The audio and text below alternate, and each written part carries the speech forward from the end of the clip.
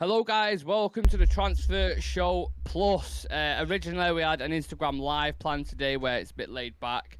We chat about United, we talk about a few things, it's very, very chill. But with the amount of news coming out today, and when I say the amount of news, it is ridiculous. Like, it's just been a proper, field day today when it comes to transfer news and things surrounding United. So we thought we'd do a little YouTube show, surprise you lot.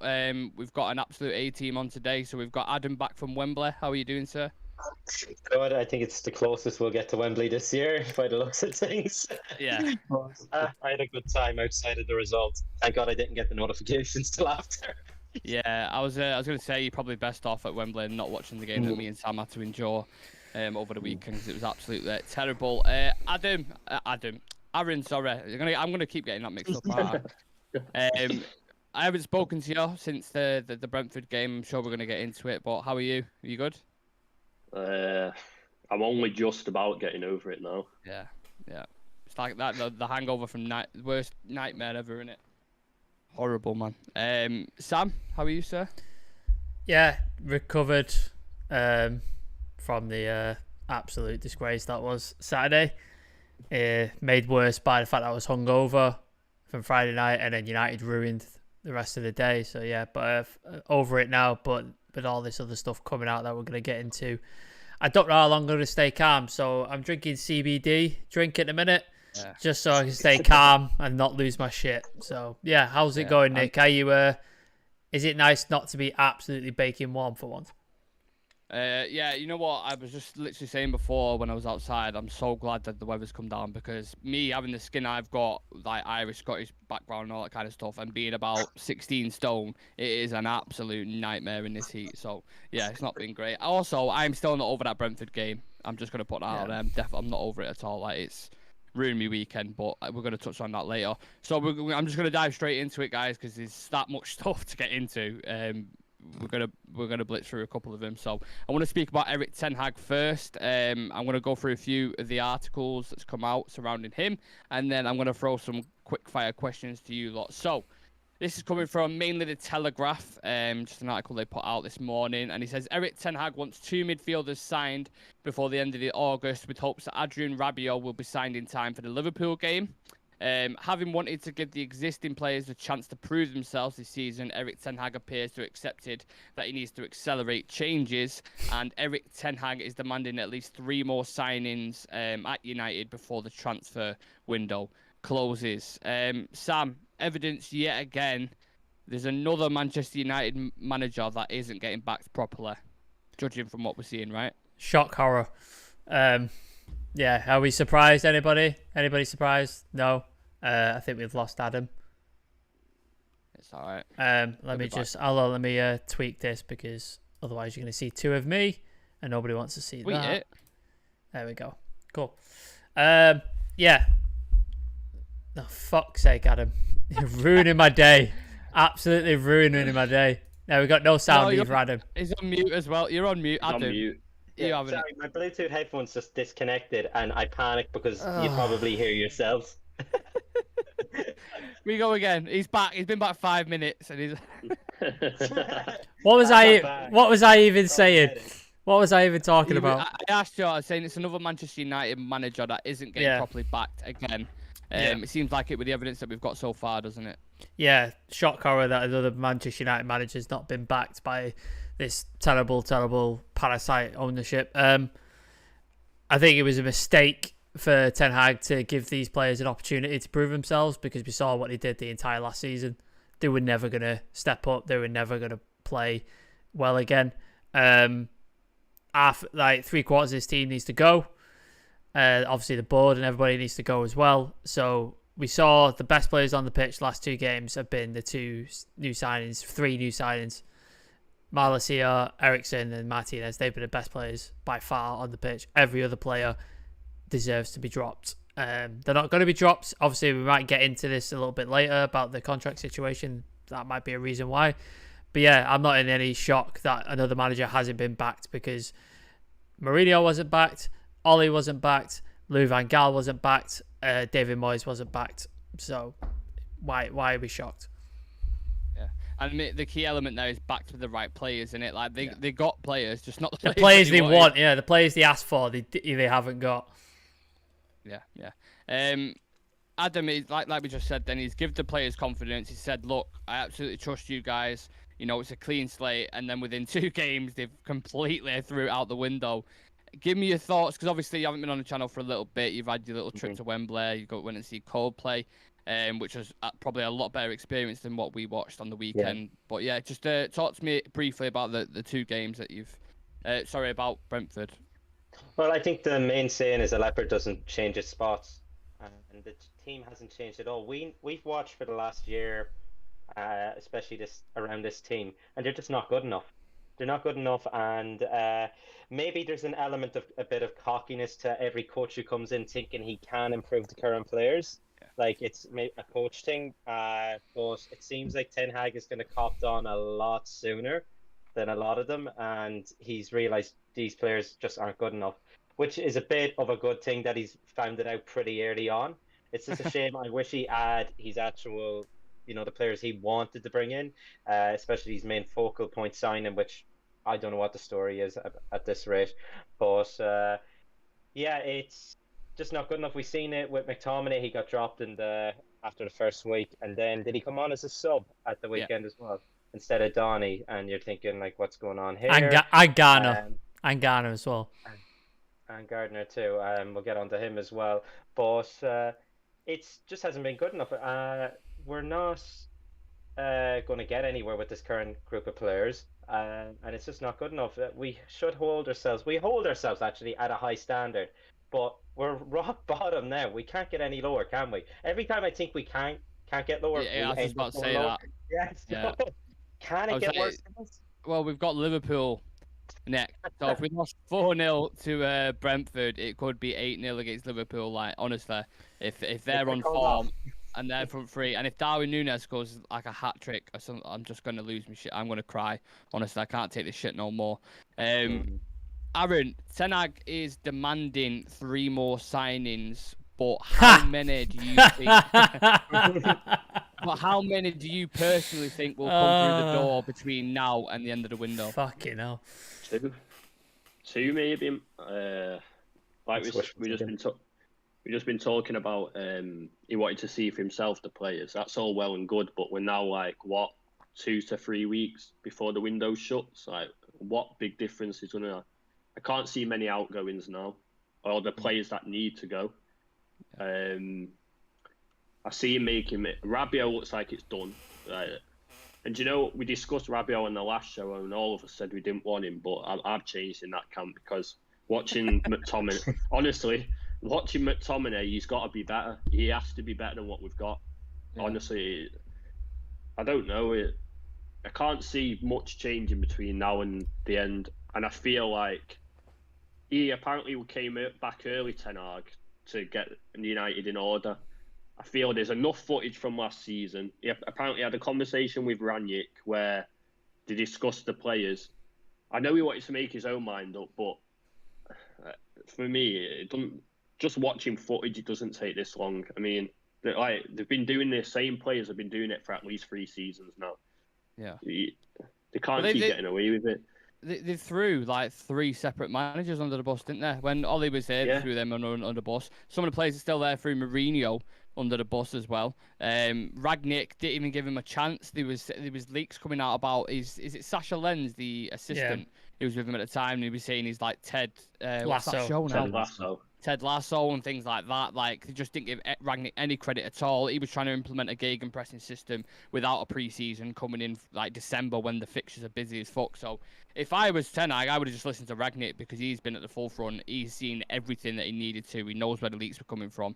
And I get a manager wants to have his own kind of thing. I believe someone like a Conte would probably do that if they came in and be like, listen, I don't care what anyone thinks. I want to see it for myself, and then I'll make my own judgment. But with 2 games in, 0 points, -5 goal difference, and we're currently sitting at the bottom of the table. You can't put any more trust in these players, in my personal opinion. You just can't, because it's after this Liverpool game now, it's going to be fire, eruption. players already leaking shit, which we're going to touch on later. It's just an absolute nightmare. So I feel like we need at least another 3-4 players. But as you said then, Aaron, I can't see much happening between now and then. Maybe 2 players. I think 3 absolute maximum. So we'll see what happens with that. A player who's currently at the club, I want to touch on this. Initially, a report came out yesterday that United wants to terminate Ronaldo contract because of attitude in the dressing room. That's come from Sky Sports. Then a report coming out from Samuel Luckhurst, who's obviously briefed from the club, says, in this report saying that United are considering terminating Ronaldo's contract is false. Their position on Ronaldo hasn't changed. Basically saying like Sky Sports are chatting shit. In my opinion, Joel Glazer wants to keep him for financial reasons, wants to keep him for marketing reasons, all the kind of stuff, the reason why they bought him in the first place. He's obviously a big shirt seller. Social media blows up as soon as you mention Ronaldo's name anywhere. But for me, there's no smoke without fire. The question I wanted to throw to you lot is, how do you deal with this Ronaldo situation now? Because we haven't got any clubs who want to buy him. No one that he's put himself out to Chelsea, Bayern Munich, Atletico Madrid. Every club, Atletico Madrid, who he hates, he's had a rival with them for years, and he's trying to push them to there. Sporting Lisbon. We can't seem to sell him. He wants to go. He's thrown his toys out the pram. He's causing a massive stir. He's having clashes with the players. Apparently, he's eating at Carrington on his own and stuff like that. It's just an absolute mess. Sam, I'll go to you first on this. If you're Ten Hag now, how are you handling this Ronaldo situation? Because it's going to... As soon as this September the 1st comes, the season's obviously already a few games in, we can't sell him. This is going to be a continued story throughout the months, and the worse the results get, the more the stories are going to blow up, aren't they? Yeah, there's 2 ways he has to deal with. One, which is the one that I think the Glazers are hoping for, is that Ronaldo accepts that he can't leave, nobody wants to buy him, and he puts his head down and works and integrates himself back into the team. I don't see that happening. I think Ronaldo's one of those players who he puts his mind to something, he's going to fucking do it. And it's going to happen hell or high water. If not, he's going to absolutely kick off about it.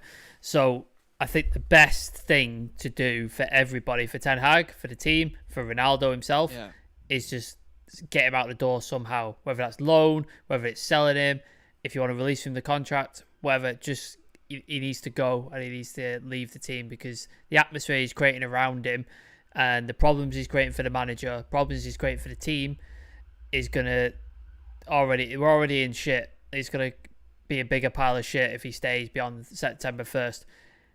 The problem is Joe Glazer, who apparently has vetoed every single, or torpedoed every single transaction that would do best for us, such as Scott McTominay being sold, or Harry Maguire being dropped as captain, or other players, other players not playing and stuff like that. He's torpedoed all these ideas.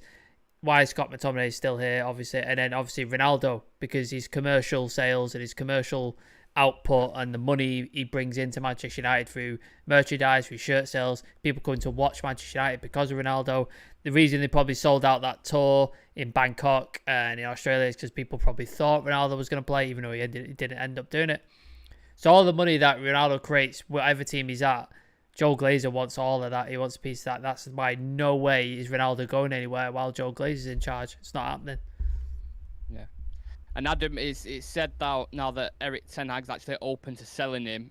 This is coming out from Laurie Whitwell and The Athletic as well, is that initially he wanted United to keep Ronaldo when he took the view that they couldn't afford to lose him. It's now thought he's open to a move. He's open for him to leave, but only if United recruit in the forward position. Is there a striker in the market that you can think of right now that you can go and get who's going to replace Ronaldo's goals? There's only one that came to my mind recently, and it was Aubameyang, but we know what his attitude is like. We've seen it at Arsenal before. He does guarantee goals as well, but there's that attitude problem. Tammy Abraham. Yeah, Tammy Abraham, people have mentioned too. A few people I don't think you'd be able to get him. Chuck money at him. Just fucking throw 70, 80 million at Roma. You'll get him. Just get him. For me, I believe that's an almost impossible deal to do, because Mourinho I don't think it is. there as well. I don't think it is. I think they've got Dybala in on a free. They've got other strikers. I don't think it's impossible to. Dybala's like a 10 and can play in the wings. He's not a striker. But he can play in that forward position. I think Tammy's the one that we'll look at next summer. But do you know what? I think there's a player there that's gone under the radar, me, as a striker. I don't know why no one's looked at that Patrick Schick. from Bayer Leverkusen. He banged in multiple. I think he scored nearly like 30 goals last season for Bayer Leverkusen. His value online, what I've seen, they say about 40 million. I think you pay more than that. I think you'd pay more like 50, 60. But he's big, he's strong, he's quick. I mean, we've seen it in the Euros. He was like near up in the top goal scorer. I think that's a player that we should be looking at. I think he fits what we need as a striker, 100%. Yeah. Well, we was linked with that Kaladzic from the Bundesliga, who's a similar type, bit of a target man, and Patrick Schick was scoring, a lot more goals than he was. So Patrick Schick is someone I would look at, but for me, it doesn't scream out to me. Jonathan David? A United player, like it just doesn't. You can't replace Ronaldo with, for me anyway. Patrick Schick, it'd be a bit of a gamble. I much would prefer Schick than someone like a Kaladzic or Morata or other players who've been linked to like Arnautovic. But I don't think there's anyone in the market good enough right now. Adam, you was just touching on it then. Your mic's on mute, so you might want to bring that off before you kind of thing. But yeah, you could talk to me about the market in a minute. Who would you go with, looking at the options? It's just not a good time to be in the striker market, and all the targets have gone everywhere. I remember, was it last January, we were talking about Vlahovic, I think it was. Rangnick suggested him. Yeah, Rangnick did. Yeah, Rangnick suggested a good few players, and our board turned their noses up. He suggested Nkunku as well, didn't he? Is that Nkunku? Yeah, Alvarez, loads of world beaters that are doing really well in football at the minute, and they just rejected them all, basically. But it's because we don't have football men working on the board. We have bankers working on the board. Adam, correct that word. Yeah. Not bankers. What are they? There you go. Yeah, looking at it now, you're thinking, who can you even bring in for a year? I'm thinking Belotti's on a free. Like just a couple of years ago, he was tearing it up, and he was linked with, I think, West Ham for a while as well. And he was linked with Chelsea. I suppose bringing someone in on a free isn't really much of a gamble. You're just paying the wages at the end of the day, and we've cleared our wage budget, our wage kind of system. A lot of the wages went down with Paul Pogba going, Wan-Bissaka leaving. So there is a huge gap in that we could bring in someone like him and give him not necessarily a lot, but I wonder how much he'd be on him. Was it Torino? Maybe 50k. Like, just give him like 80, he'd come in probably. And you could go along the lines of that. But it's just surprising me how all this news is coming out from quite reliable journalists. So there must be a lot of talk going on behind the scenes. Yeah, 100%. I agree with that, Adam. It's a weird one. I want to throw a curveball. So I'll ask you two questions, Aaron. I look at Gabriel Jesus for Arsenal now. They bought him for 45 million. He is looking like an absolute killer and looking like he's going to be an absolute steal. Why United was never sniffing around that, I don't know. Because obviously it's not a Champions League thing, because Arsenal are in Europa League just like us. He's got that link with Arteta, because Arteta used to be at City. But why have we never gone in for these kind of players? Because look at what he's doing for Arsenal now. Or like Vlahovic, like Adam mentioned before, he could have been, a player for the next 10 years or whatever. So that's one question I wanted to throw to you. And the other one was, if you're Ten Hag now, apparently Anthony Martial's fit for this Liverpool game, do you bring him back in, or do you leave Ronaldo in the setup? Well, for the Jesus question, we wouldn't have got him for 45 million. Definitely not. Definitely not. If we tried to negotiate anything with City, they would have been ridiculous. So I think that was a deal that never could have happened. And then I don't know. I'm still in the camp of get rid of Martial. Like I'm still not sold on him. Not sold on him, no. Seville's going to be very upset.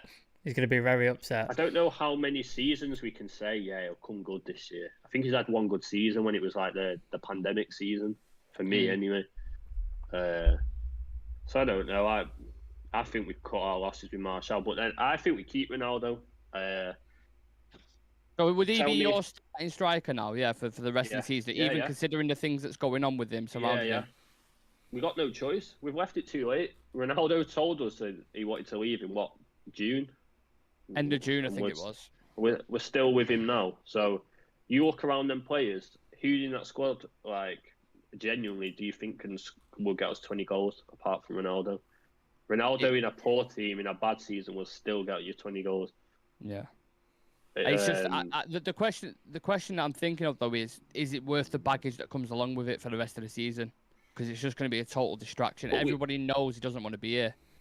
But Paul Pogba carried baggage for seasons. Every summer, Raiola or Pogba when he was on international, I want to leave and all this, and we kept it. So for me, it's like I'm kind of still in the camp that I think a lot of the leaks are like players against Ronaldo. If someone comes in demanding a high standard and they're not up to it, I don't know why he's the scapegoat. He's the one we should be wanting to keep, and the rest of them should be fucked off, for me. Yeah.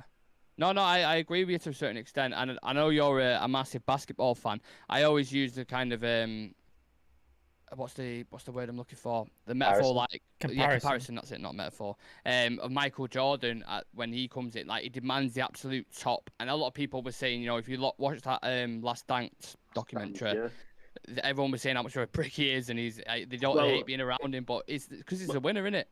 Well, on that documentary, he even says like he'll do anything to win, and he's all about winning. And if you're not on that ship and you can't stay on that ship, then he'll kick you off himself. And that's how it should be at United. That's how it used to be. Yeah. I don't get these people that are saying to me about Ronaldo. Obviously, I've never been on there when the Ronaldo thing was going on and give my point across, but I'm not going to go long-winded into it. But you think Roy Keane, Rio Ferdinand, Vidic, Scholes would walk into this United team and not want to leave after a year with them standards? We've brought the most ambitious player into the least ambitious club and expect it to work. Like it's never was going to work like that. No, it's true. It's true. Again, I get both sides of it. I get the Ronaldo camp why he'd want to leave. We are a club that lack ambition. The recruitment's been terrible. It was just the timing of it for me. That's the only thing that pissed me off about it. The fact that he knew that we'd got Champions League football. We didn't have it, in April, and then waited until the start of July, just as about to go on pre-season, then said it. If he would have said at the start straight away, it was like, I want to leave, I'd have no qualms about it whatsoever. But sticking with strikers, Sam, I want to ask you about this. Another article come out from The Athletic. Manchester United are considering a move for Jamie Vardy, but Leicester are reluctant to let him go. Fucking hell. Would you take him, considering he's 35 years old now, Jamie Vardy? Like, is it even viable? Is that the right word that I'm looking for? Valid? I don't know. Would you take him, basically? To borrow a phrase from my good friend Shreyas, no. No. Let me just. There's a shit ton of comments. Can I just drill through some of these comments because there's so many people. So, Man United's fish become Pagla FC. Pagla means crazy. Keeping McTominay and selling Garner without giving him a chance. What a disgrace. That's from Ashley Dallow. I'm gonna touch on that. Yeah, we'll touch on that. I was among the fans who was cursing Cristiano for wanting to leave, but today I want him to go. He's too good for this team of incompetence. Seems like a lot of people are feeling the same way. Bring Pep, Klopp, Nagelsmann, Tuchel, Zidane. It'll change nothing. The main problem's the board. Yeah. I agree. Shout out to Aaron with the Leipzig shirt. People are a big fan, Aaron. Yeah, it's my new team now. New team. Yeah. Don't blame you. A comment from Ugly Bear. Did you see Graham Souness' comments on TalkSport saying Eric Ten Hag positions at risk already? If we get hammered by Liverpool, what do you think? We'll get on to that. Don't worry. Break the bank for Son Heung-min. We're never getting him out of Tottenham. He's never coming from Tottenham it's not happening. Impossible. Jonathan David, not a number 9, playing as an inside forward now where he's doing bits. Watch him, he's not a number 9. Interesting. Son Heung-min or put all faith in Tanith Chong. Is this a troll? Is somebody trolling here? What the fuck are you talking about? It's gotta be. I think Chong will get a chance. He better fucking not do. He was shocking. Ronaldo is a good player when you're winning, useless when you're shit. I mean, you can say that about most players, really. Vincent Bullock, how's it going, guys? Hope you're good. Yep, really good. Ugly Bear, I'd rather bring back Dan James than sign Vardy. Interested.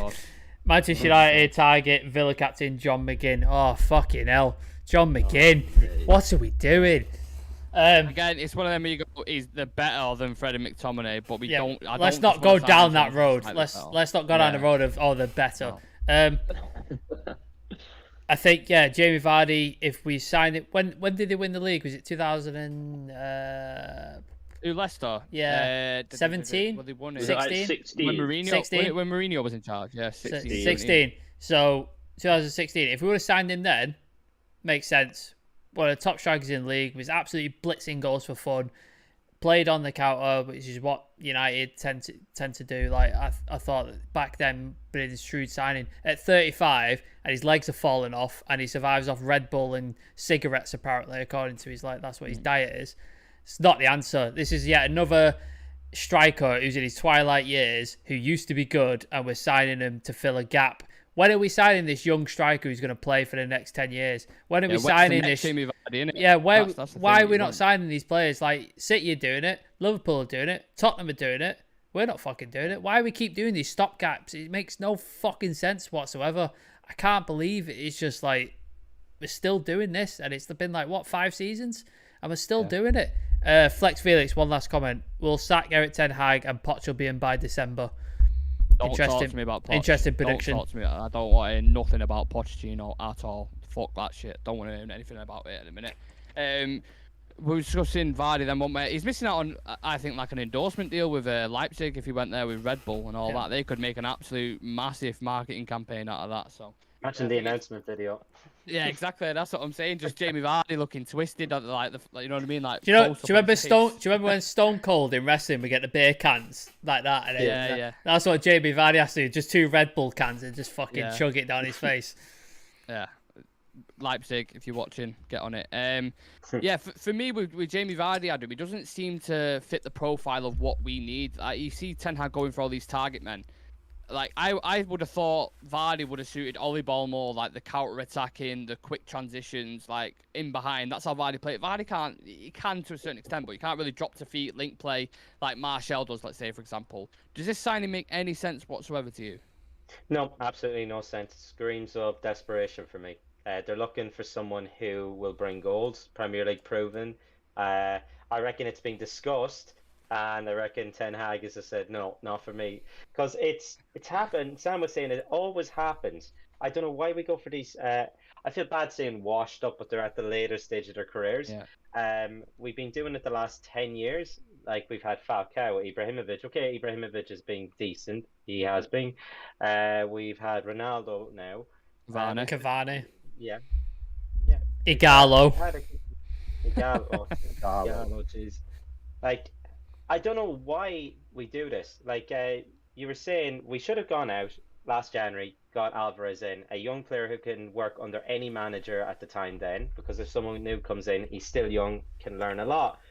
We've seen that he scored in his debut for City then against Liverpool. I know they didn't win the Community Shield, but he still got them a goal, and he looked lively in that game too.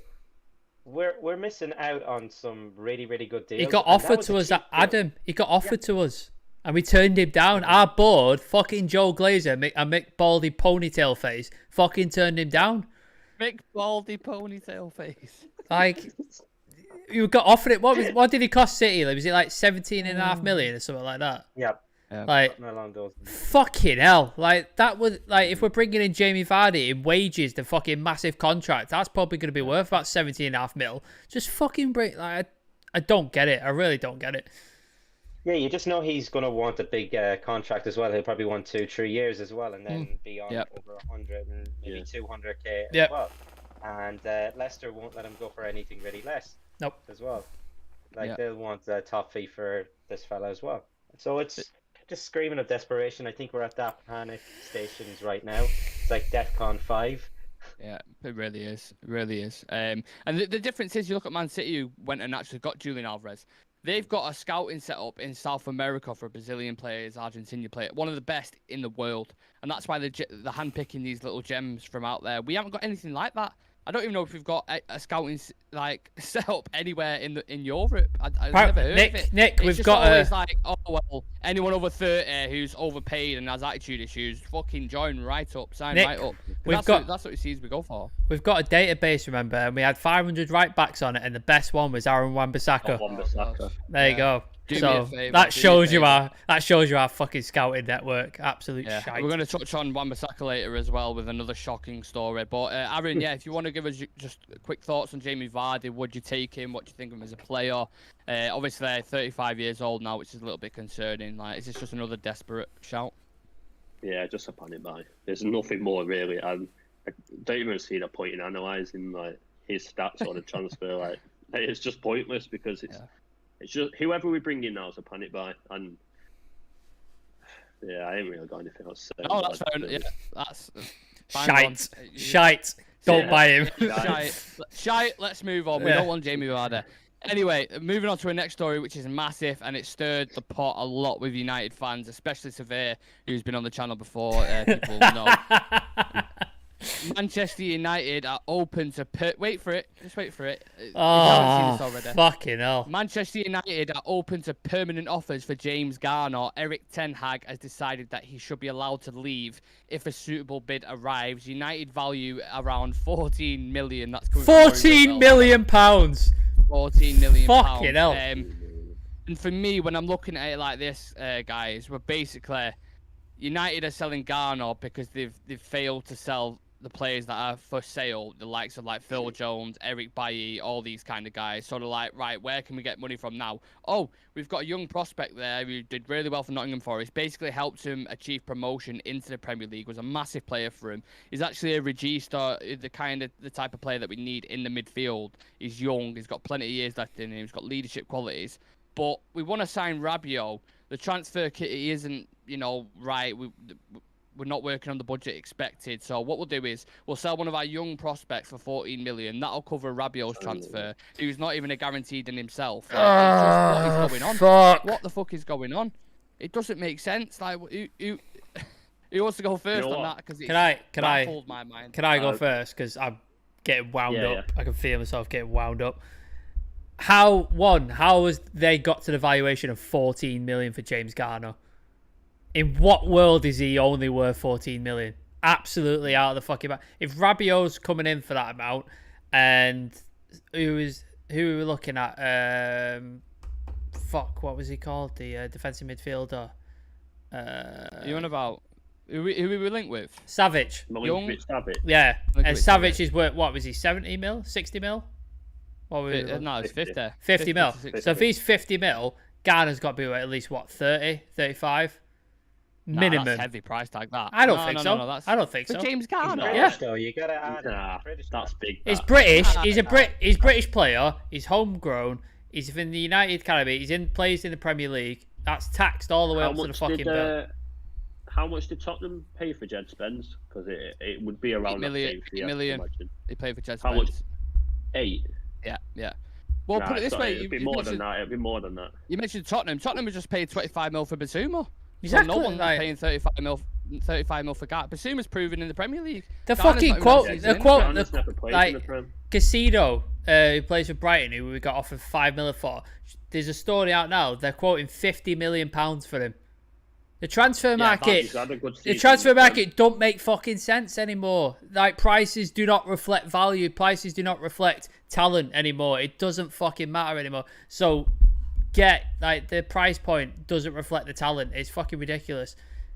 Also, why are we letting go the one possible midfield talent who could fill the gap that we desperately need in midfield? Hasn't been given an opportunity. McTominay for 2 seasons in a row has been given opportunity after fucking opportunity and fucked them up repeatedly. He's awful. He's a shocking player. Should have been sold. Needs to go. Fred, it's 50-50. Like I said, my expression, he's a bipolar mental patient. One day he's setting fire to your house, the next day he's making you a 5-course meal. You don't know what the fuck's going to happen with Fred, so take your pick. And in recent times, Sam, Fred's been burning the house down both games. Repeatedly setting fires, like every day. And then Donny, who... There you go. Donny, who's not been given opportunities. Everybody's going, he's had his opportunity. No, he's not. He's played 8 minutes here, 12 minutes here, 15 minutes here, and then had the odd start against like Southampton once in a blue moon. So I don't fucking understand why in all holy hell we are selling James Garner. It's so stupid. It's like going, I really desperately need to like get a new prosthetic leg. So I'm going to cut the other leg off and I'm going to use that. Like, it's just fucking stupid. Why would you do it? It just doesn't make sense to me at all. Sorry. It's like you are dying of dehydration and you're selling water. Yeah, exactly. Quite literally. You couldn't put it any better. It's really, really frustrating because it's the one position we're probably been crying out for how long? Years. Since And Carrick left. we have, yeah, and we want to hold on. We can't get rid of certain players because nobody wants them, okay? But we're willing to let go of, for me, who's a better player than the two others that are in front of him. It just screams the Glazeromics to me, and it just shows why the board is run by bankers and the dressing room is full of useless wankers. We're at that point now, and Adam, it feels like we're in the end game. Adam, the two sellable assets that we had, well, three. Dean Henderson, sellable asset. He's got on loan and we're paying his wages, and he's doing fucking bits at Forest. Stupid. Alexander Telles, probably could have got some money for him. He's gone on loan, paying his wages. What the fuck? Why? Eric Bailly is still at the club. Probably you get some money for him. He's still at the club. 10 million. You could have got 10 million. Yeah, 10 million for him. Phil Jones, still at the club. Maybe not get that much money for him, but you're paying wages. Get him off the books. Why is he still there? Release him from his contract. Like, fucking... It That's what City baffles done. me. There's 4 players right there you could sell, get your money back, and you could keep Garner. I don't get it. I really don't get it. You can even go further back than that. Sorry, you can even go further back than that. Jesse Lingard had probably the best 6 months of his career at West Ham. Yeah. Or we get him back. We're talking a price tag of like 30 million. Yeah, Newcastle offered us 20 odd million. With a year left on his deal, and no, we sit him and let him go for free. Fucking hell. It's all the time. It's all the time. Well, one thing I put out there, I said it a couple of weeks ago. If you're an astute club, right, who are good in the market, you'd go sell McTominay because clearly he's not good enough for the system that Ten Hag wants to play. He's been given chance after chance after chance after chance, and he's not good enough. I don't care what anyone says, he isn't. Nope. So you're not telling me, people are telling me that you can't get 20-25 mil for McTominay for a team that, you know, 15 million for him. Easy, anyway. Easy, 15 to 20 mil for him. If you wanted to make your Rabiot money.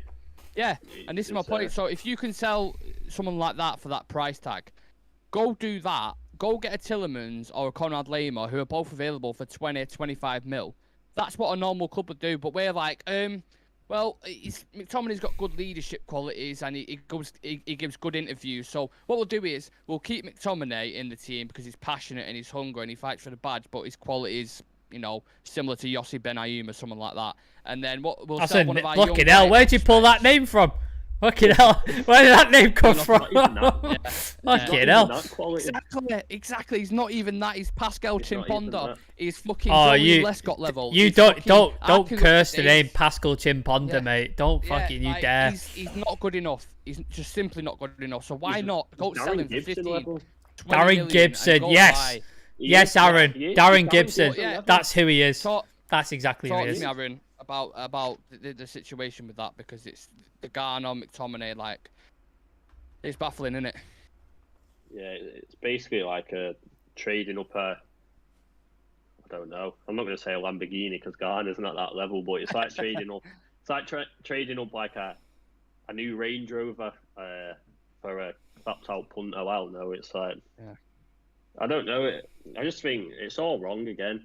You know, and then do you know what's going to make me laugh? We're going to sell Garner, yeah, in 3 windows. We're going to probably buy him back for about 50 million. I can see it coming already. Well, if he was available now, Aaron, on the market, if another team had him, we'd probably go buy him for like 30 mil. Yeah, like, we would. We'd be looking at going, that's the one we want. Yeah. We'd pay the premium for him and be like, yeah. But yeah, McTominay needs to go. And do you know what you're saying about Fred? He's bipolar. But Ranić got the best out of Fred because he let him push on. I feel like he's kind of... Now we're having to drag him back into a defensive role, which he's not. I feel like... He's not a 6. He's not, Keep him not a 10. Away from our box, innit? Yeah, but he's... I just feel like he's better building the play up around, passing it around the box and that. And then... Yeah. I feel he builds confidence like that as well. I feel when he's getting the ball on the pivot and that, and you've got McTominay next to you that can't pass, can't tackle. He's just running round for me. He don't show for the ball either. Like, when you're looking for an outlet, he hides behind opposition players. It's like, that's the worst quality in a midfielder you can ever have. He not can't show make for the ball. A tackle. You look how many times in a game McTominay gets passed round easy. Yeah. and then he fouls, and then he has to make the foul, or he'll not be able to make the pass. He'll run and dribble the ball into a dead end into like 3 players, and he'll just get tackled, or he'll snap someone because he can't make the tackle. Me and Sam was discussing when we did our midfield kind of rebuild thing, and I said, go watch someone like Brozovic for Inter Milan. They're exactly what we need. Them kind of players. He was available as well last year. You know, I know. Exactly, except 1 year. 1 year left on his contract. I was saying go get Brozovic. Sam, who was yours? It was Ruben Neves, wasn't it? Ruben Neves. Like these kind of players, if you watch them in comparison to Fred and McTominay, it's just the levels apart. But look, we can talk about the midfield for years. It's an absolute mess. I just want to touch on another quick article came out about Hannibal Mabry going on loan to Birmingham City. Do you guys think that's a good loan move? What do you think as Mabry as a player? Do you rate him? Would you have kept him? Like, Sam, do you want to go first on that one? I like his attitude. I like the best thing that happened in that Liverpool pumping was him 2-footing Jordan Henderson. That was the best thing about that game. It really was. And I already like him for that. I like the fact that he's a bit of a shithouse. You know me, Nick. I like a shithouse player. Yeah. I like that sort of player. So I've got an affection for him. I don't think he's had enough opportunities in the first team yet to truly show how good he could be. So maybe a loan option is a good option for him because obviously he plays in and around that forward line, number 10 type position.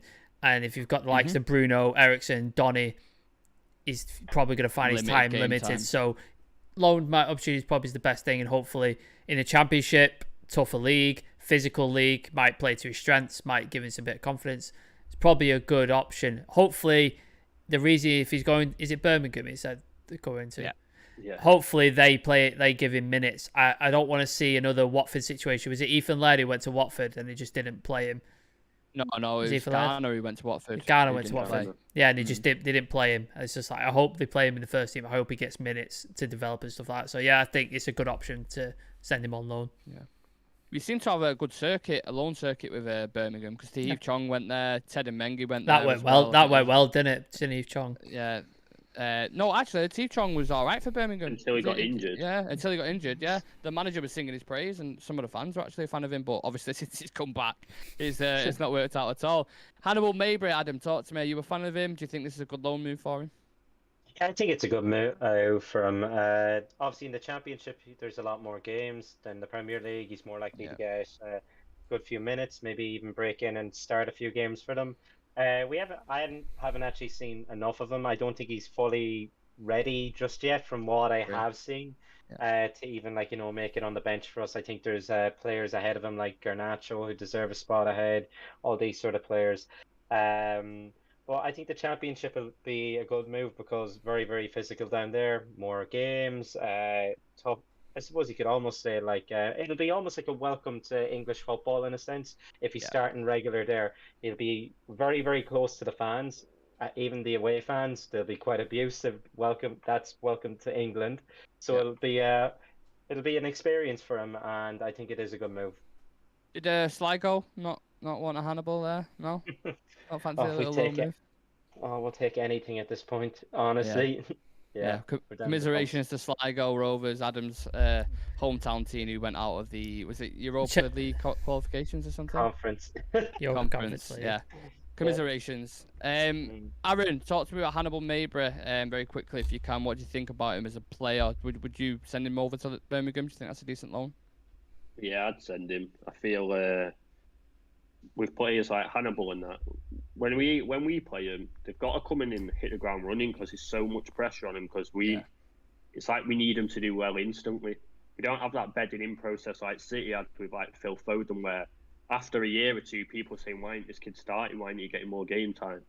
You're getting too much game time before you've even got the experience. So, obviously I work with 2 Birmingham fans, and they were singing Chong's praises until he got injured. So I feel there's a pathway there. There's game time. You're going to be a key player. So yeah, I'd send him, honestly. Yeah. So we all get a plus all around for Hannibal Mabry, going to Birmingham. Yeah. Interesting.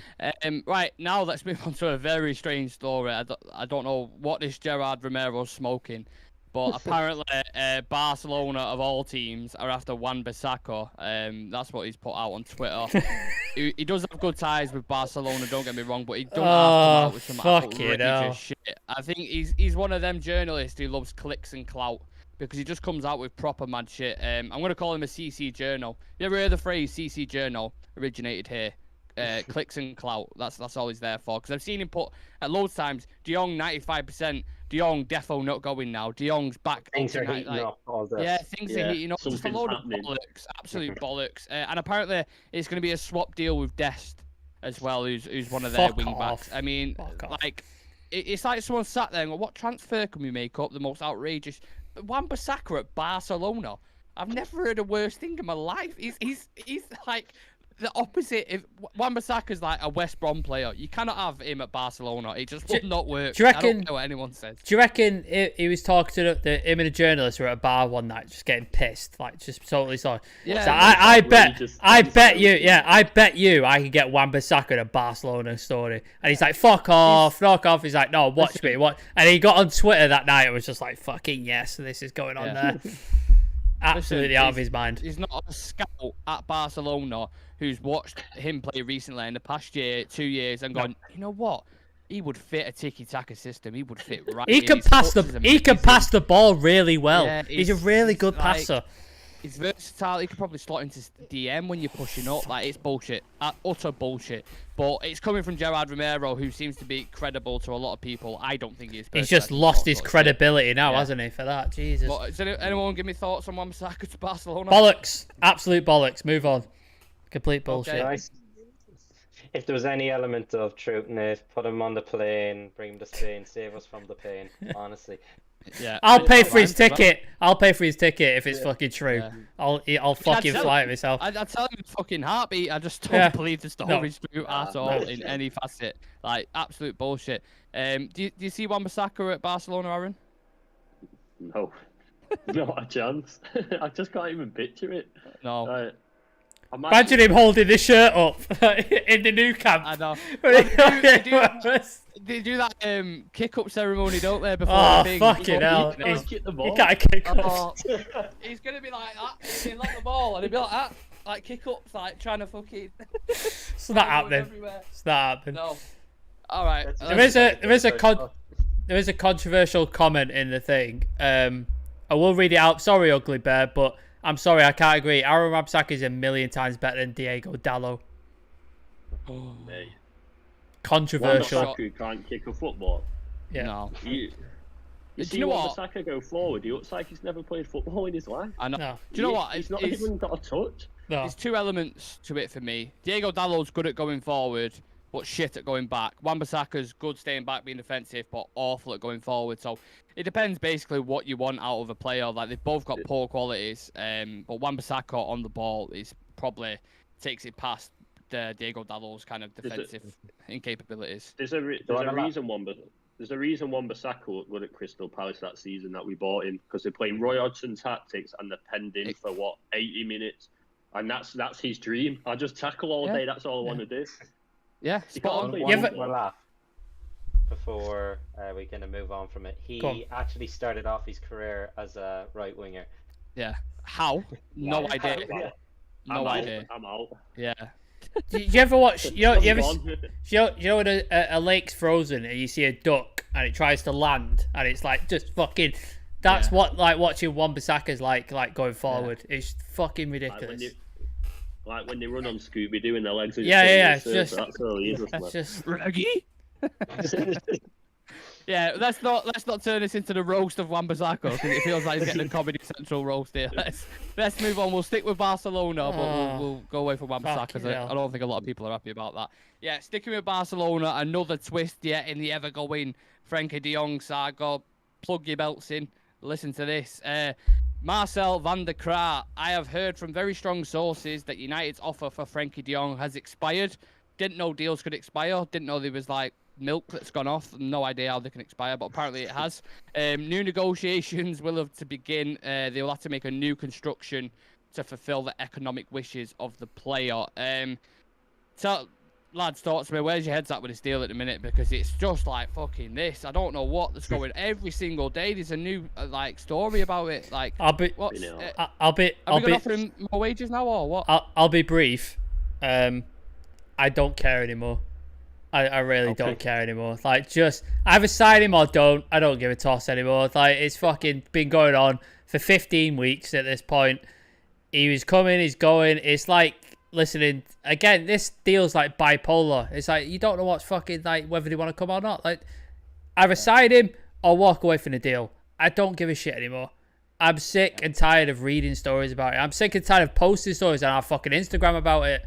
I don't want to read it anymore. I don't want to do it. Every time Dan sends it, we have proper milk. That story. every time Dan sends me in the chat, he goes, "Oh, here's the news stories." I'm like, mate, do we have to do another De Jong story? Honest to God, like I'm sick of it. I'm sick and tired of it. Just fucking walk away from it. It's done. I've had enough. I'm done with it. Yeah. The journals aren't half getting the clicks from the stories, aren't they? Adam, you've not been on the channel for a little bit, and I know we've spoken about De Jong previously, but are you in the De Jong to sign club? Or are you in the De Jong to stay club? And as well, whilst we're thinking, we'll do a poll on Insta for it and see what people think. But yeah, Adam, give us your thoughts on it. It's so difficult to say now because you feel confident 1 minute and then another hurdle pops up in front of you every time, every couple of days. Something pops up. Then you read some credible journalists saying that things are heating up. It could happen. But as it stands, I think the wages are the main thing that's held up, and I do think he wants to leave the club. But would you walk away from 17 million? No, let's not be a honest. chance. Not a chance. And I completely understand it from the player's perspective, but I also see it as the club. It'll be embarrassing if they walk away, so that's why they're still deep in this deal. I've also, is it Alex Cook from Talksport, not the most reliable person ever, but he was saying that I was told that it could be done before Liverpool, and let's be honest, it is not going to be done by this day next week. Not a chance. No, when you will be even done before then. I doubt it, but I'm really sick of it, like Sam. It's just the news, the main news article that we've always been discussing, but it's been going on 2 months. I didn't think it'd be this sort of saga. But it has been. If I'd almost be at the point now, just pay the wages, get it done. Ten Hag wants him, and it's his main focus this summer to sign this one player. Get him, just move on. That's it. Pay the wages. Fucking chuck money at this point. Aaron, I know you need to head off for father duties. Do you want to just give us a last leaving opinion on Frankie De Jong? Would you pursue this to the very end, or are you done with it now? Nah, I've been done with it about 5 weeks ago. I don't know. I'm not even excited for transfer. I'd actually go as far as saying I don't even want him anymore, because it's just like, honestly, because it just feels like there's already baggage with it. Right? We get a player in, we ought to be excited about it. Now it's just like, De Jong's coming. Then you'll get things of when he starts going bad. He didn't want to come anyway. I'd rather watch us get twatted every week and fucking. Honestly, it's just that's how depressing it is that like. You know I'm gonna clip that up, don't you? When we're just getting twatted every week and we've got to have that on a loop and have it on replay. But, so yeah, you're not in that camp. But there's other options, so that's what I don't understand. Like, we've chased one player, Ten Hag wants him, but there's got to be a stage where you walk away, and is it going to be 2 weeks left of the window, 3 weeks left of the window? We're scrambling round for a panic buy when there should have been a deadline on the deal anyway. For me, are we just going to have another Di Maria deal where it goes another bad season, and it's like, I didn't want to come anyway. Who would your realistic alternative, before you head off? Who would your realistic alternative be now? If you're just like, right, leave the De Jong thing, who are you going to chuck money at now? Well, there's a player that we're buying from Juventus to fund them buying Paredes from PSG. Oh, so yeah. I would probably skip the middleman and just go and buy Paredes, to be honest. But even if we had to just go out and buy obviously we're going to sign Rabiot, even if we had to just go out and buy a defensive midfielder that probably can't bring the ball up, but he's got someone next to him, because at this point I'd take anyone. Fair enough. Fair enough. I'll let you go head off and negotiate that deal with Paredes. Let us know how that goes. And we'll chat to you on the WhatsApp group. Adam. I keep saying Adam. I'm gonna keep getting that mixed up, man. Aaron, Adam. It's a thing. Cheers, Aaron. Appreciate it. Talk to you later. No worries. See you in a bit, boys. See you in a bit. See you in a bit. Right.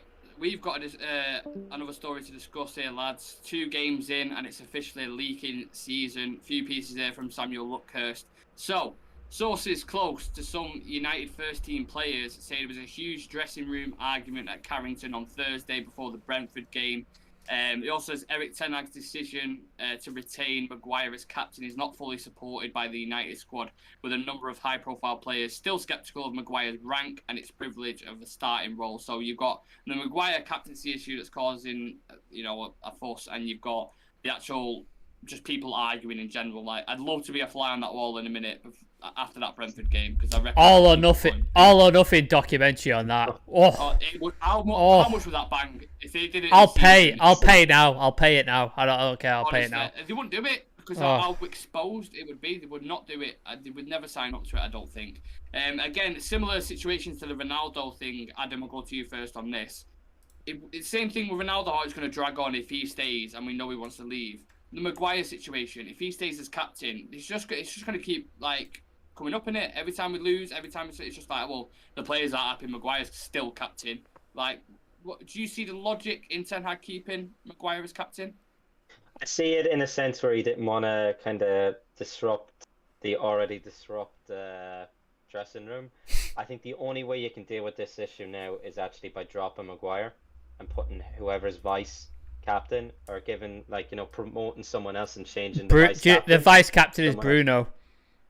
Yeah. So I don't want that.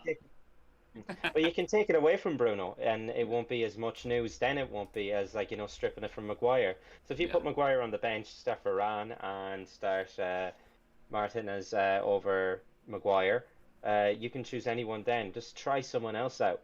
If it goes to Ronaldo, then I think it's going to cause a lot more stir again from the people who are kind of backing Maguire. Either way, I think it's a lose-lose for Ten Hag. I think if you bring in someone, it's too early to promote them as captain because they just walked through the door. That's what happened with Maguire. He walked through the door, he was given the captaincy way too early. So what options does he have? Drop him to the bench, play the vice, but you can change the vice where it won't be as much of a news story.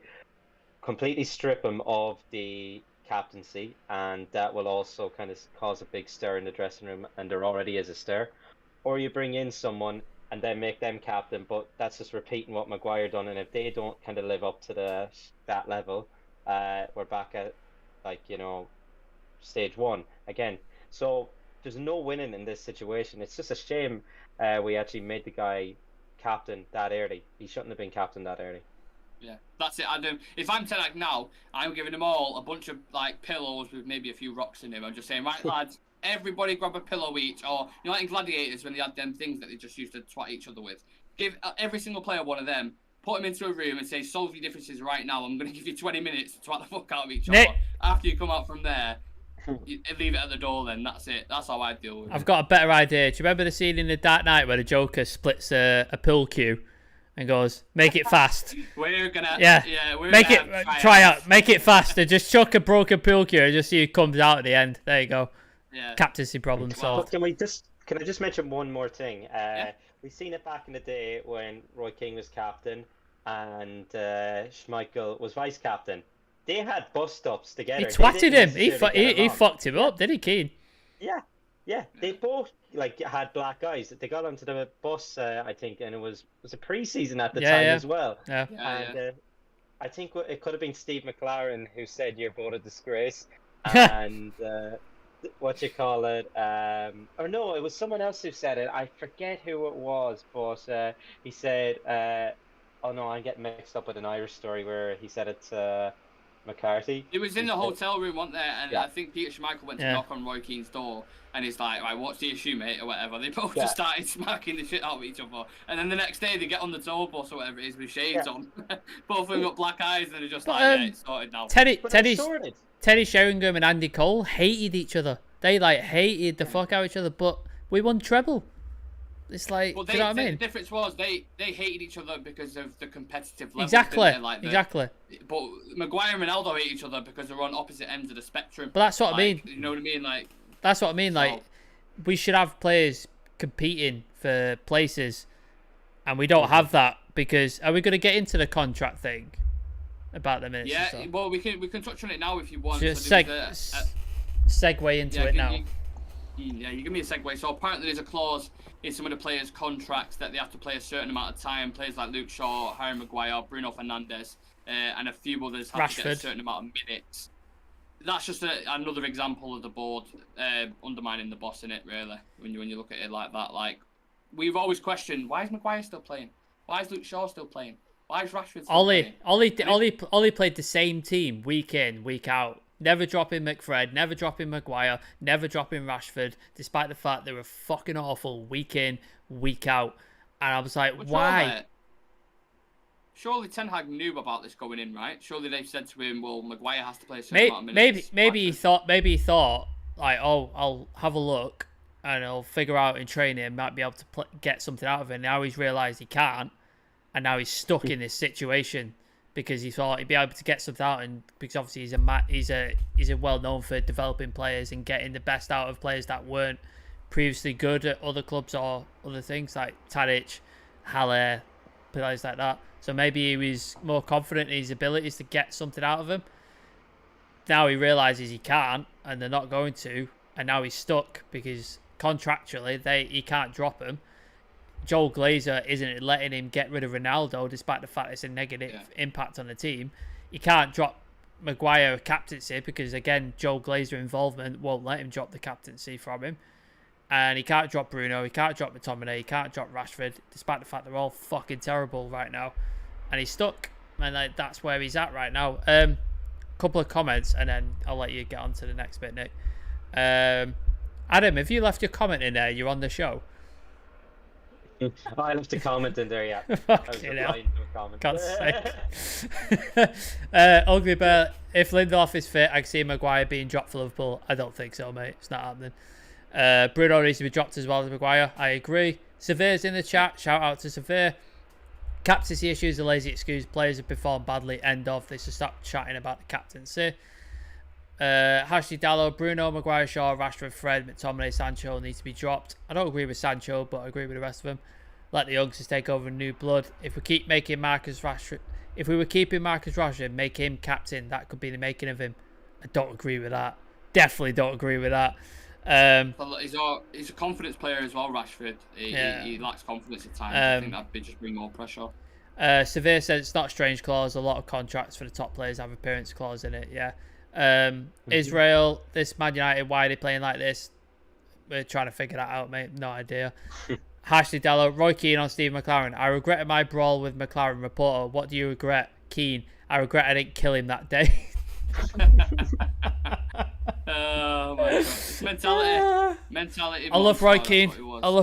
Yeah, it was. And just the last bit on Eric Ten Hag as well. If I was him, I'd invest in some kind of skincare routine because he's going to look like a dead pigeon when he leaves United. Oh, Jesus Christ. Look at Mourinho now. Look at Ollie. Yeah. Ollie looked like fucking Gollum by the end of his fucking tenure. Yeah. Jesus. Yeah, exactly. So, yeah, we'll move on from that. I've just got a couple of updates on the Liverpool game and protests and stuff like that. I want to touch on David De Gea as well with his clangers that he had over the weekend. But yeah, looking into this Liverpool game, Martial now is apparently back training with the first team, the Athletic. Put that this morning on Twitter. Would you start him straight away, Adam? It's a tough one to say because all pre-season we kind of started him and we looked a lot more fluid. The link-up play was so much better. If Ten Hag thinks he's ready to play 90 minutes or at least 70 minutes, an hour to 70 minutes, I'd personally start him ahead of Ronaldo. I would, because we just looked a lot better and more fluid when he was up front. You're looking at it, Ronaldo. Obviously, I didn't watch the game. I'd only seen a few highlights. I only really he didn't miss much, Adam. Don't worry about it. Yeah, I only really seen a header that went over the bar, but I don't know how was his link-up play. How was everything like that? It didn't happen. It wasn't there. It's non-existent, really. He looked okay. That's about as far as I take it. Okay. Well, there we go. So for me, I'd personally start Martial over him, and I think Martial's due a good game against Liverpool. It's been a little while. He missed, I think, one or two sitters in the last two kind of games. We played one in particular. I remember at Anfield. Was it the one where Neville kind of banged the desk? Do you remember that one? Yeah. I think Martial's due a good game in the Premier League, and he hasn't started this season. And look what's happened since he hasn't really played. We look good during pre-season. We look awful without him. Then we look lost up front. We haven't actually scored a goal, have we? It's an own goal that we scored. That's the only goal we have. So give him a shot. August goal of the month selection is going to be very, very lean this year, isn't it? Oh God, I don't even want to think about that. Yeah, Sam, I want to bring you in this as well. Do you think the attack looks more fluid with Martial in it, or again, do you think that was just a case of pre-season, maybe? Well, evidence on the start of this season. Pre-season doesn't mean shit, does it? Because every other player was playing well in pre-season. Like, we dropped one player in Martial due to injury, and now it's just completely gone to shit. So obviously pre-season didn't mean that much. Maybe he's the catalyst. Maybe. If he is, but that's fucking worrying. That is worrying. Really is. If he is fit, obviously I've not played at any sort of level. I've just played for teams, amateur teams and stuff. I've had hamstring issues, and you got to be very, very careful with hamstring issues about getting back too soon. And if you chuck him in and he's not quite ready, that hamstring's going to go, and that's it. He's going to be out for about 4 months. So you got to be very careful with a hamstring issue. And there's nothing that can fix it either. Like, once your hamstring goes, you just got to wait and let it heal. Like, there's nothing you can do. If he is fit and 100% and is like the medical and everything, it's all good, I would drop Rashford. I'd put him in instead of Rashford. I'd put him, Ronaldo, Sancho. That's what I would do if he's fit. Interesting. Yeah, because I think Martial's much more composed on the ball than Rashford, isn't it? Yeah. If we're talking about it in that instance, so maybe that'd be better for sustaining attacks and stuff. It'd be interesting to see how they approach it, especially if both of them are fit. I want to touch on the goalkeeper as well heading into this game, because obviously he had an absolute clanger at the weekend. His confidence has been shattered. God. And we're playing Liverpool, who, the front three is dangerous as anyone. They don't score a lot of goals, do they? That Liverpool front three, do they? Yeah, I've just seen the Liverpool players are going to be licking their lips watching that on the weekend. They're going to be thinking, I can't wait to play this lot. I can't wait to put Mo Salah, Nunes, Diaz are going to be thinking there's goals in this game 100%. The way I look at De Gea now, and I've always said it, I've always questioned his distribution and his commanding of the box. And now even his shot stopping, what is considered to be world class at, was atrocious on the weekend. That is like a Sunday league error. I said that in the watch along at the time. What do you do about this now? Because we've got so many positions to prioritise, I do. Where do we fit this De Gea situation in? Because for me, he isn't the keeper to lead us into the next stage. You know what I mean? Like a world class keeper, he's nowhere near it. So for the next 2 years, are we going to just have to stick with him and then just assess that situation? How do you go about it? Well, I know who my replacement will be. There's one name that pops up, the Brighton keeper in particular. I was going to say Dean Henderson. But the thing with Dean is, Tom Heaton. He would have actually gotten a start if he had the right mindset to actually stay and try and fight for his spot under a new manager. But he was a caged animal, Adam. He was a caged animal. He was a caged animal. There we go. I do. He couldn't play in front of Ten Hag because he would have just picked him. Like, he would have had to have picked him. Yeah. And then again, are we missing much with someone with that attitude? I don't think we really are. So I think we put, was it 7 million now of a budget towards a goalkeeper, which isn't nearly enough when you're looking at what all the top kind of keepers are going for these days. You see the likes of Alisson. Sorry to interrupt you, Adam. That's the Arnautovic budget. You can't use 7 million on it. You've got to spend that on Arnautovic. That's Rabiot. That's the fee for Rabiot's mum. Her agency fee. Yeah, that's her share. Yeah. But I think we're kind of seeing it probably could be De Gea's last season. I think it should be his last season. Fair enough, he saved us a few times last season, but I look at it now and I'm noticing a lot of bad, little things that he's doing wrong. Particular, was it? I think it was against Brighton at the start of the season. He could have easily gone out, and any keeper goes out and collects the ball when it was squared, and it was in grabbing distance too, he just threw his foot out. I don't know why he does that. His commanding of his box is so bad. We saw it, was it in pre-season 2 against Aston Villa, where he looked weak at the corner, which was conceded in the last minute. And it's not the first time he's done that. So I think the game it's modernizing every couple of years. He's a player of the past now, a goalkeeper of the past. And it's sad to say it, but I think we should cut our losses now and be looking at the next person. Sam, there lies another issue. It's on 370k a week. Yeah. What team is going to pay that? No one's. There isn't a team out there that would. This is what's going to happen. How long's left of the contract? 3 years, I think. Oh God. This is what's going to happen. He's going out on loan, isn't he? And we're paying his wages. That's what's happening. Oh, yeah. Because like you said, who the fuck's paying 375k for a goalkeeper that's broken and doesn't fit into a modern game? Yeah. It's not happening. No one. I like Adam's idea about buying a Brighton goalkeeper. You know for a fact he's going to cost us 50, 60 million. Yeah. Like, you know that's what they're going to ask for. Like, you know it. Is there any other keepers out there who you have in mind who you would go and get Sam on? You know, like the striker market. Is there none out there that you're like, yeah, definitely go get him? Because I can't think. I think Henderson looked really good against West Ham for Nottingham Forest. I have to admit, he looked really good. Isn't Navas from PSG? Because he's playing second fiddle. Taylor Navas, good shout. Yeah, got rumours there. That could be a potential. But then he's playing Champions League. He's living in Paris. Do you want to go to a shit United team? Like, you aren't even. Well, that's going to be the problem with any player we go for at the minute. Like, do you want to come to a United team that are absolute dog shite and not in any competition that you care about and probably going to finish 10th? Like, it's not an attractive proposition at all for any player, is it? No. Looking at the state of our clubs at the minute, we are the laughing stock of the leagues. It's tough to try and negotiate a player with them. Ashley Dallow is saying it is one off day. He's already a bad keeper. Every player has a bad day. Yeah, he had a particularly bad day, but he's for years his distribution has been shocking. Every ball just goes to the opposition. Every single one, just straight to the opposition. He's just not a modernised keeper. He can't sweep. He can't. If he can sweep, we saw it in pre-season. Apparently, he can't do it anymore because he's not done it since. It's just sold as a bag of lies pre-season. Everything we've seen. His command of his box has always been shite. He gets bullied every single time a corner comes in. That's why we conceded God knows how many corners last year and free kicks, because his commanding of his area is awful.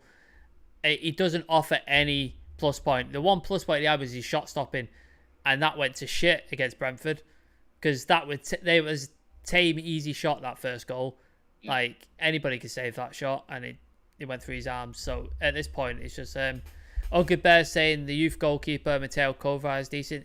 That's a lot of pressure to put on a young kid. Like, you never played in the Premier League before. Now you're our saviour. Getting fucking net, mate. Like, it's a lot of pressure. United's a hot cauldron at the minute with letting 6 goals in 2 games. Throwing a young keeper into there can destroy someone's career. Yep. That's the way I feel about it. I can do that. It might be a good keeper, but loan spells are needed for them kind of players, I believe. So yeah, we've got a goalkeeper going in extremely low on confidence. We've got a 14 basically extremely low on confidence, unfit in my opinion. I seen a thing saying Ten Hag made him run 13.8 kilometers in training because of the amount of distance that they didn't run in the Brentford game. Good. Which I have to fucking admit, good. Fucking good. In the heat as well, that's something that they needed. So the Liverpool game's shaping up. I think the only positive you can take from it, it's not positive because you shouldn't have to protest about your club, but if you get the game cancelled, that's the only positive we're going to take from that. If we play the game, we're going to get slaughtered. That's the way I see it going. But that's a lamb to slaughter. But yeah, just I wanted to touch on the protest and the Glazers because I've seen constant analysts on TalkSport and people like Jamie Redknapp after the Brentford game, and they're saying, well, you need to stop blaming the owners and shit and blah, blah, blah. And people don't get the full kind of concept of what's going on here at this club. You've got, Old Trafford as a stadium that's in an absolute poor state. If you just see it's rust everywhere, it's leaking. We don't have a proper, legit sporting project. Like, you look at what Tottenham are doing, the players they're bringing in. You look at City's projects, the world-class talents they bring in all the time. Even Liverpool, every signing they hit is just absolutely nailed on. And then you go to the recruitment policy. Our recruitment's diabolical. We've got about a 2% hit rate when it comes to players. You go through all our signings in the past 10 years. Even Bruno Fernandes, now you're looking at and thinking, he looks shit. He looks shit. He looks depleted of confidence. It's just not worked at all. You've got set ones like Ibrahimovic who've worked, or Ronaldo that have worked. But apart from that, recruitment's been absolutely awful. Every single manager that we've had hasn't got the players that they wanted. Van Gaal gave him a list of like players of like Neymar and other players like this. Didn't get him. Mourinho wanted players like Koulibaly, and he did a big thing in pre-season tour in America. It was like, haven't got the players that he wanted. All he got given Donny van de Beek. Rangnick wanted players in January, and they were saying no. Ollie wanted Haaland. He was available. Exactly. Didn't get him. These managers have never been back. The training ground is shit in comparison to teams like Leicester, Spurs, who have got like top facilities. The women's team are changing in porter cabins. Fucking porter cabins and fucking women's team. It's disgrace. They take out more dividends than any other Premier League club. And a lot of people throw that accusation like, oh, well, they're a business, they can take dividends out. Mate, we've just had one of the worst seasons in Premier League history, in United's history. And they're taking out 20 million in January when we need to buy a DM. You could have spent 5-7 million on a player. Do you know what I mean? And they haven't paid any of that debt off. Yeah, we're a net debt of 582 million. They've taken out 2 billion overall since they took over the club. Like, all these list of issues are what other people from the outside looking in, they're like, I don't get they've spent this amount of money. That's the thing that gets thrown at you all the time as a United fan. It's just so fucking frustrating. I want to point out, because people go, oh, they've spent £1 billion. Yeah, they spent £1 billion of our money. The money the fucking club generates. They haven't put a fucking penny into this club. The £1 billion they spent is made because United's one of the most profitable teams on the planet. It's one of the biggest fan bases in the world. Merchandise, tickets, sales, everything. We are one of the biggest teams in the world, like business-wise, and that's the money they've spent on players. They haven't put the hand in the pocket like Abramovich did, like Daniel Levy has, like the people at City have. Obviously, they are questionable characters and questionable moral people. Yeah. Like, we'll leave that argument for another day. But they've put their hand in the pocket and put money into the team. The Glazers haven't done that. They've just used the money we generate. So fuck off with you saying, oh, they spent $1 billion. No, they spent $1 billion of our money. That's what they've done. Yeah. Pricks. Yeah, exactly. And United, on average, on a day, they make about 4 or 5 million on a match day. Like, it makes so much money, and commercial revenue as well. Let's not even touch on that. But again, Adam, you haven't been on for a little bit. I want to get your thoughts on the upcoming protest, the Glazers. Just talk to me before we kind of head off and wrap it up. Yeah, obviously I don't know what the whole plan is. Is the whole goal to get the game called off? Is it just to not fill the stadium? I'm hoping season ticket holders, they don't go, because that covers a large chunk. I think no matter what, I've seen online, there are going to be people who showed up. It's a big game in the calendar for us and for their team as well. It will be a big statement if Old Trafford even is half full. Like that. You aren't gonna get everybody. It's not gonna happen, because you get people who are tourists who come from like countries like China, Thailand and stuff like that. So they've paid a lot of money to get here, and they're not gonna just give it up for the sake of a protest. Yeah. I understand that to an extent. I get that. I do. But if the majority, sorry, Adam, go on. Oh, sorry, I'll let you finish your point there. Yeah, so I understand that to a certain extent. I understand kids don't really understand Manchester United, how it works, the business, all that sort of stuff. So I can kind of forgive that. But if you're a season ticket holder, or you're a match-going fan, and you're from the UK, or you're from Manchester, even if you don't have a ticket and you support Manchester United and you've been before and you've been to Old Trafford before, show up outside the stadium. Show up and show them what you meant. Show them why we feel the way we do. Every little person that helps, every little sort of member that can show up will help to the cause. So that's what I feel about it. Adam, before you say that, Ugly Bear had a really good point. Man United have not even paid a proper tribute to the 3 Man United women who were in the Lionesses who won the Euros. Exactly, good point. They fucking won. They're the first England team to win a tournament since like '66, and Man United don't even put shit about it. Just like class. But yeah, go on, Adam. Sorry, Adam. I was gonna say, you blocked Megastore. We've seen it happen before with protests. They shut it down. They shut it down last time. Do you remember? They shut it down. They opened it then, but you had to cover that for the entire game. Like, block that down. It'll drop a bit of income, match day income as well. I think if you want the jersey, fair enough. don't buy the jersey off them. Buy it off DHgate. You can Yep. get decent replicas. Yep. Because at the end of the day, they're selling a replica shirt for the price of nearly £100, and the authentic ones are like 130, 140, 50 quid. You can get a decent replica for probably 20 quid off DHgate. Buy it. Just buy it off that. Do not buy it off the official store. You want to boycott everything. If you want to watch maybe like MUTV, stream it. Do all these sort of things. Just don't give them any income at all. Even ad revenue, I wouldn't. Like to run it on their YouTube channel. Don't watch their YouTube channel. Unfollow them on. That was a big thing a couple of seasons ago. Unfollowing. Do it again. Yeah. But I still don't on my personal accounts. I haven't refollowed it. You're saving yourself a lot of pain anyway Yeah. with all the kind of things. I think one of the big complaints was the admin when. I think he's gone now. I think they got rid of him. I think. Yeah, they needed it.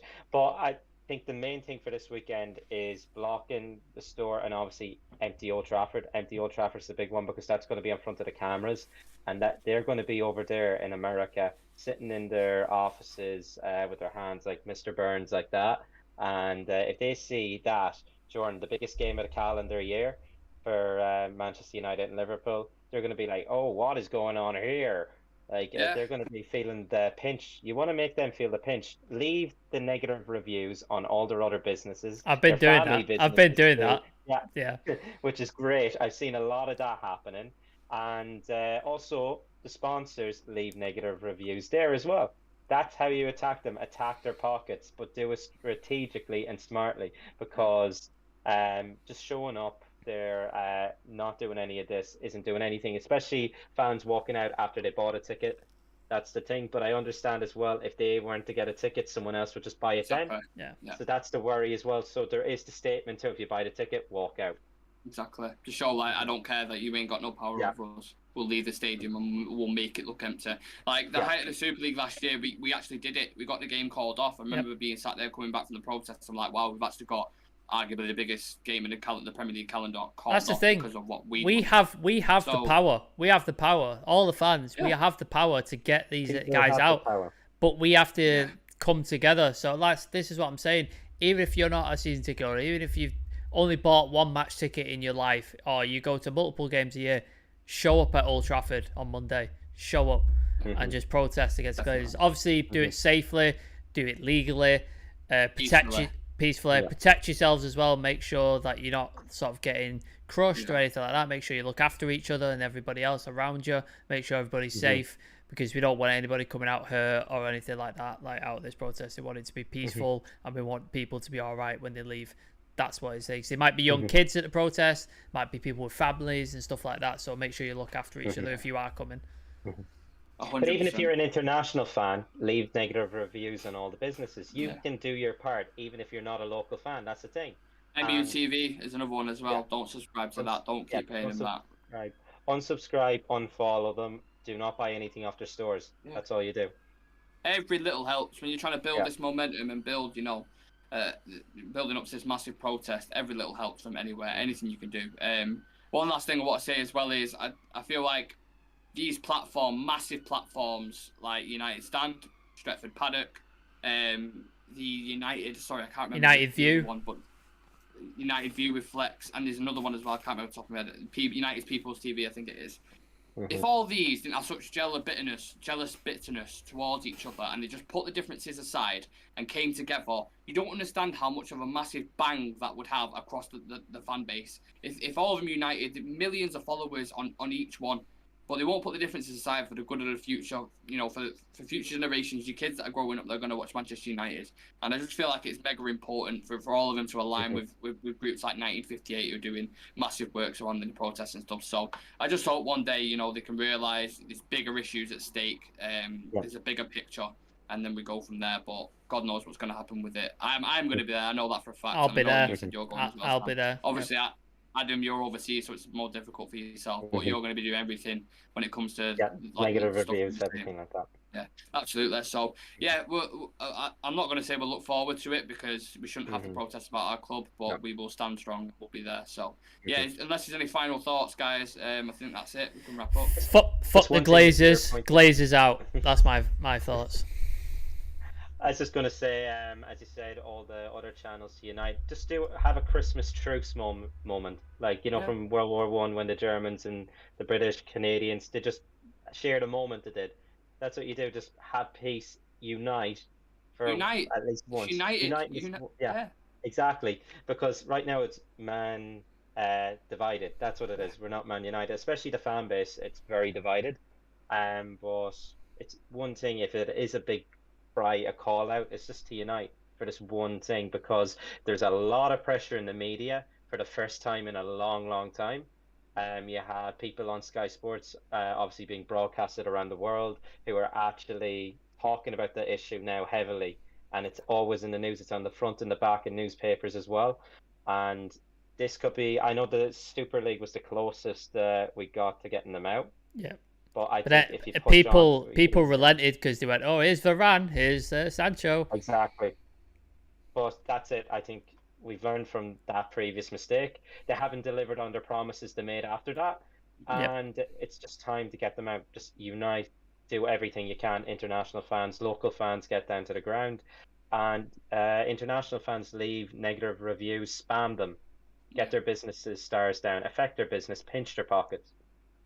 Absolutely, and it's all down to individual choices. If you want to do it, look, we're not advising it, or we're not trying to push it on anyone. It's completely up to you. But we're United fans. We love the club, and we want to see what's best for it. So we'll leave it on that, guys. If that's all right with you two. Yeah. There is one last. Yeah, I'll get on the socials. There's one last comment from Ugly Bear. Fan challenge you mentioned about making money. Don't speak for the fans. We don't speak for fans either. We are fans. Like, we're United fans. Yeah. I just happen to work out how Streamlab works. Nick has put effort into writing stuff. Adam is passionate about the club, and he gets on and does shows as well and helps us run. So we're fans. That's all we are. Like, that's all we're interested in being, is fans and creating fun content. But it's very hard to make fun content at the minute because of the state of the club, the state of the performances, stuff like that. So we appreciate everybody who comes and watches our shows and interact with us and stuff like that. We appreciate it. And if you like the interaction and you want to sort of get a bit more of it, follow the TikTok. All the stuff's below me here. Follow the TikTok, follow the Instagram, follow the Twitter, follow the Twitch. All the latest news updates and stuff on the Instagram and the Twitter, all the funny clips and stuff from the shows, and maybe a little bits of like personal stuff from like outside the ground and stuff like that. Nick's been filming as well on the TikTok, so go check them out. Give us a follow, drop us a DM on it. Always happy to chat on there. And then all the news go follow the Twitter, because you get minute to minute news updates from Dan and Sheree, so go follow that as well. Yeah, a lot of stuff breaking this week, I imagine. PR spins, transfers. You're going to get the full package this week. So only one place to be, and that's Real Reds Talk. We're going to update you on the transfer show tomorrow, so make sure you tune in for that same time, about 6:30. And check out the content schedule to see what else is coming up this week. Like, share, subscribe. Yeah, all that good stuff. Adam, thank you for coming on. Appreciate your assistance. I know you flew back from London. You've had a busy schedule recently, so I really appreciate that. I should be good now. I say looking forward to watching United again. I don't know about that one. No.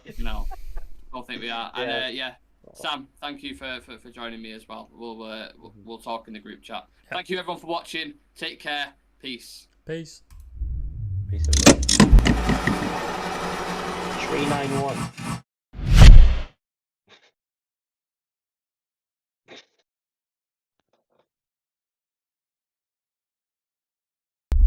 We're good. Fuck's sake, Adam. Fucking hell. Yeah.